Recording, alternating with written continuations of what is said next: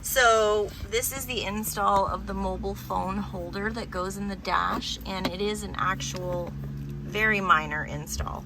So you're first going to take out the little piece of decorative rubber that's in the bottom, and you will see there is a screw right here and right over there. So you're going to use a Phillips head screwdriver and unscrew. Oh. So you're not actually going to be removing that piece, but you are going to take those screws out, because that is what is going to hold the other piece in. Save the screws. Yep. This one.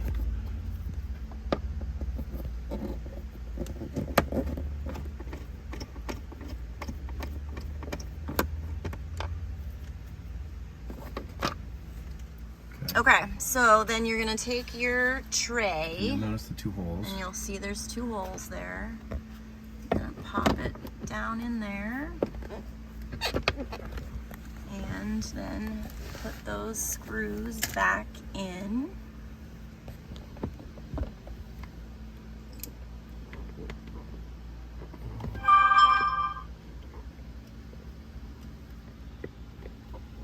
It's hard to see.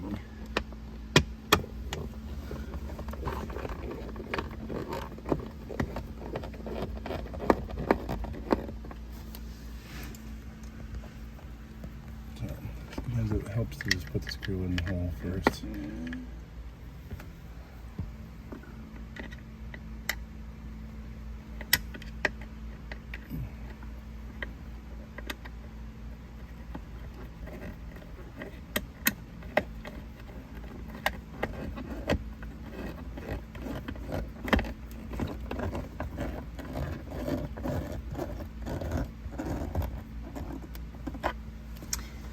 Now, there's a couple options you can do. You can take the rubber piece. You will have to make some modifications to it because of this centerpiece, but you can trim it and put it back in there if you so choose. Also, there is this space is for mobile phone holder, but if you decide that you don't want to use that for your phone, it does have a little cover that will be painted in the same color that pops on right over top of that. So you can have it without the phone holder, or it comes with this mobile phone piece that you'll see there's like a little screw area right there that just slides in there with a screw, and then you cover it up with the cover piece, and then this is an adjustable mobile phone holder. So just give it a look. Dash. So that's what it would look like if you use the phone holder piece, which is optional.